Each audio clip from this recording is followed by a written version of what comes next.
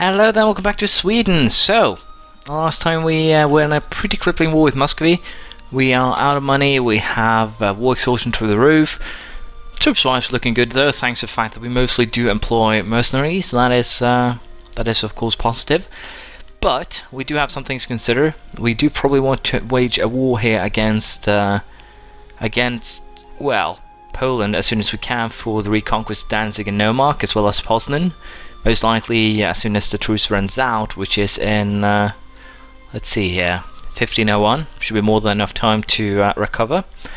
Also, in terms of Protestant, I completely ignored a very important facet that I later came to realize. The fact that we can first and foremost only have 3 centers is pain enough, but when I convert, I get Protestant as a new state religion, but I also do get, as the mission strength versus heretics, plus 10% for 10 years. Of course, if I'd realized that sooner, that center of conversion could really have been center of reformation, center of conversion could definitely have been useful. So the only thing we really lose is a lot of prestige, and we are going to be at peace for a while here. As you can see, the prestige do give you mercenary cost minus 30%, for instance. So it's actually really important to keep our money going. Improve relation, better relation over time, aggressive expansion.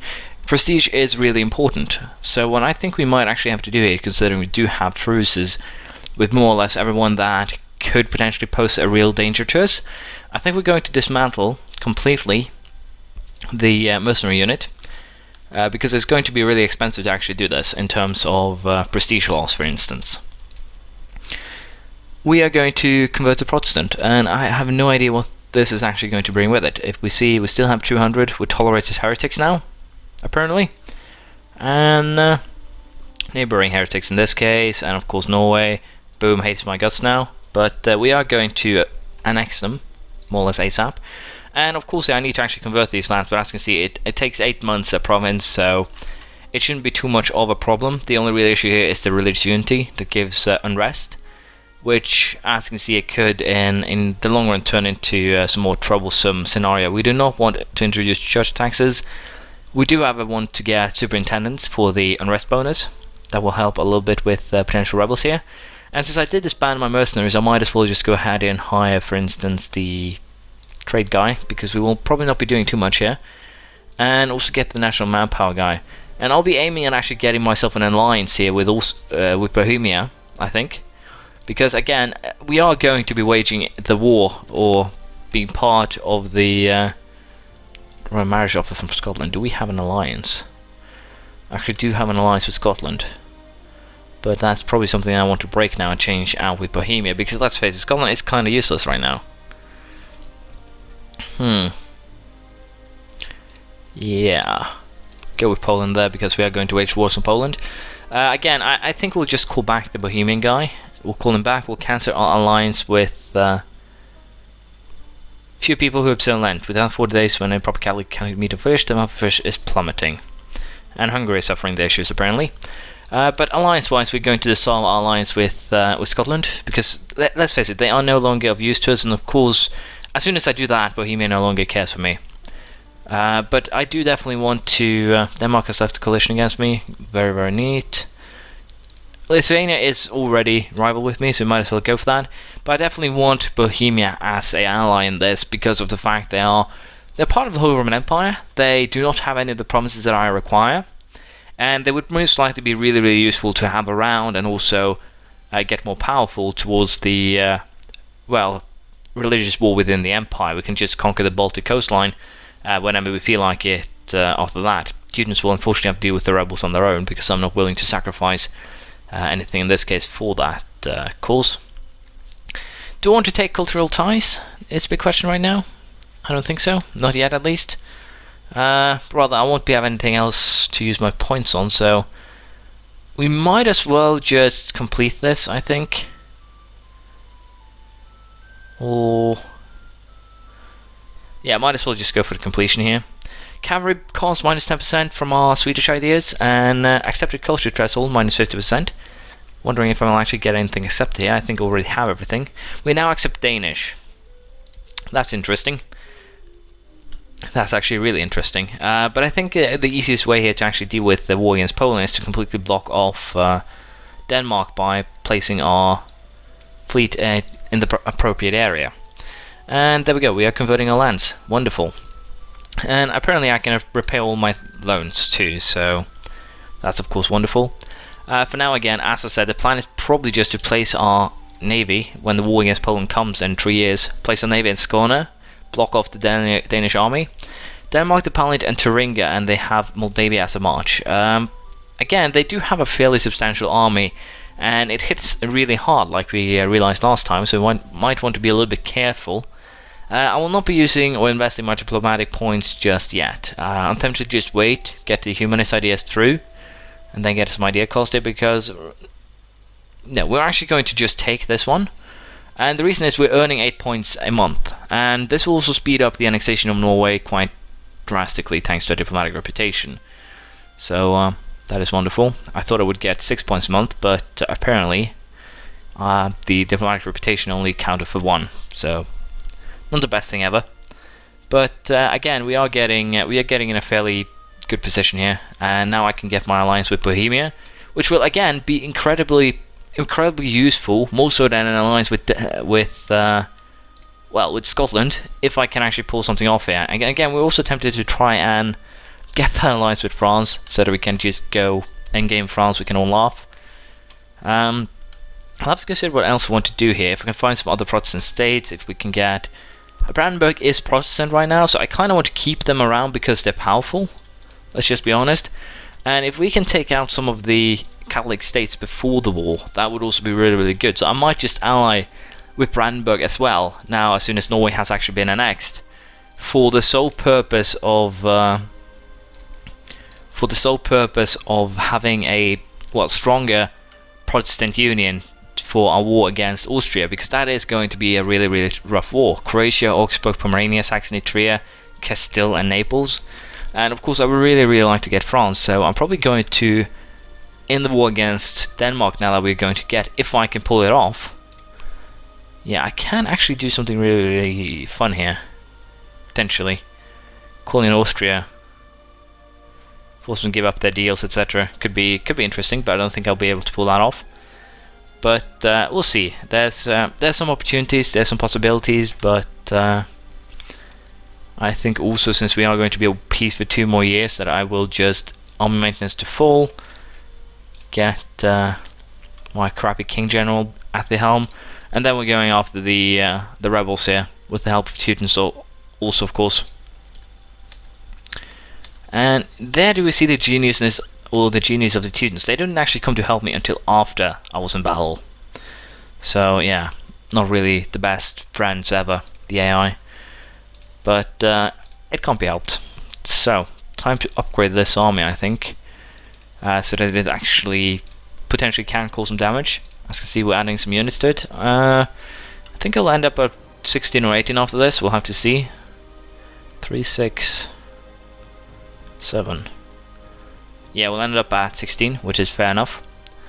And I'll just wait for the time to pass, see if we can get Norway annexed soon. Interestingly enough, Brandenburg is currently in a position where they do like us, so I'm really tempted to just, again, get the alliance up here and use them against Poland, because that could definitely be incredibly useful. Also, if I could get, for instance, the Hanse running, because they're actually turned into feudal monarchy, surprisingly enough. No idea how that happened, but it's interesting. It's definitely something new. But again, I think we're going to just offer Brandenburg the alliance already now, because the truce with Poland is running out in, as you can see, in May. So we'll also start army maintenance back at full, and I still have 8 ducats a month that I'm earning. My force limit is 25, so I went for my standard setup for a 24k army, which is 12 regular infantry, 4 cavalry, and 8 cannons. So that is fair. We'll probably also hire 8 or 10,000 mercenaries for the war. But I'm definitely confident that allying with Brandenburg will not be a bad choice, because again, securing the Baltic coastline right now should be a piece of cake, let's just be honest. It's more or less preparing for the internal war in the Holy Roman Empire as a response to the well, everything. And of course we'll fight Muscovy in 1504, because we definitely do want to stop them from colonizing, and we definitely want to feed more or less all of the Muscovite provinces to Novgorod, well, during this gameplay, so to speak. So that will be interesting. And of course, if I can bring Brandenburg and Bohemia into the war against Poland, then it should basically be very, very straightforward to reclaim those cores, and also potentially take Poznan and Calais here and just hand them, or have them as part of the deal.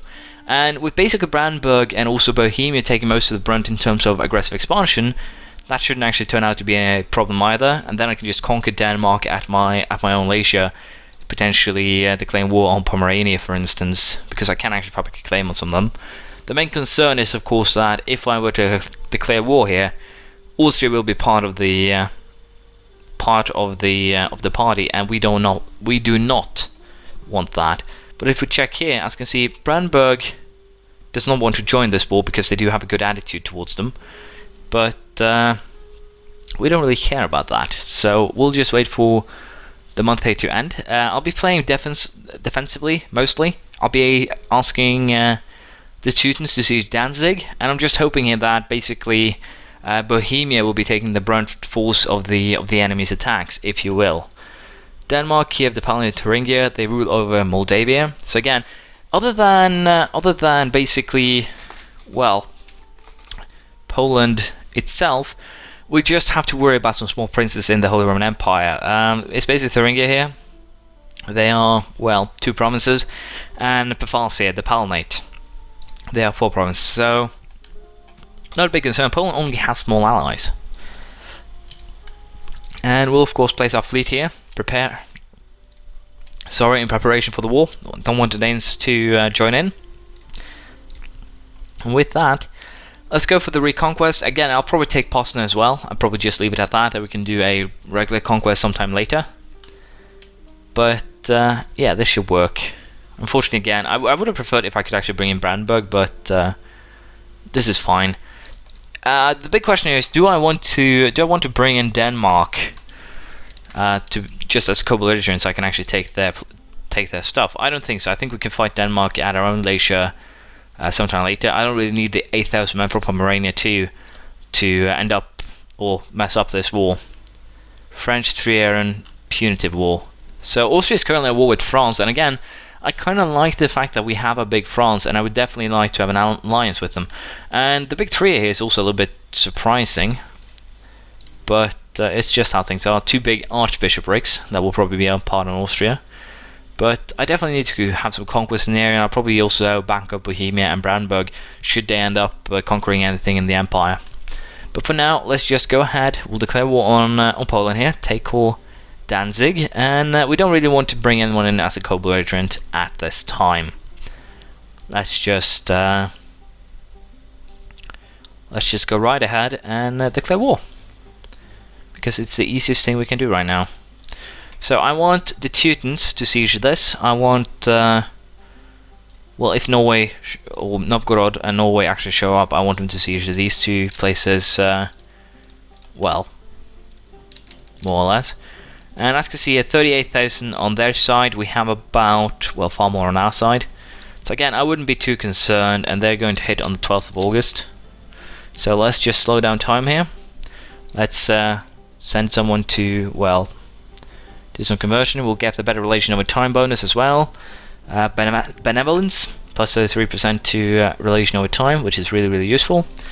And as I said, wait one day, have them attack. Apparently the Teutons are currently suffering a huge difference in morale, which could lead to them losing the battle before I even show up, but luckily enough we didn't. I might have to consider hiring a general here, although the Polish general isn't the best per se. He is capable, as is shown here. We are losing more men than they are, basically at every role, and of course that is fairly bad. But with how the first war or first battle of the war here has gone, I am pretty confident that if we pick our battles right, and, well, again, pick the battles, win the ones that are important, we should be able to get a fairly alright result here.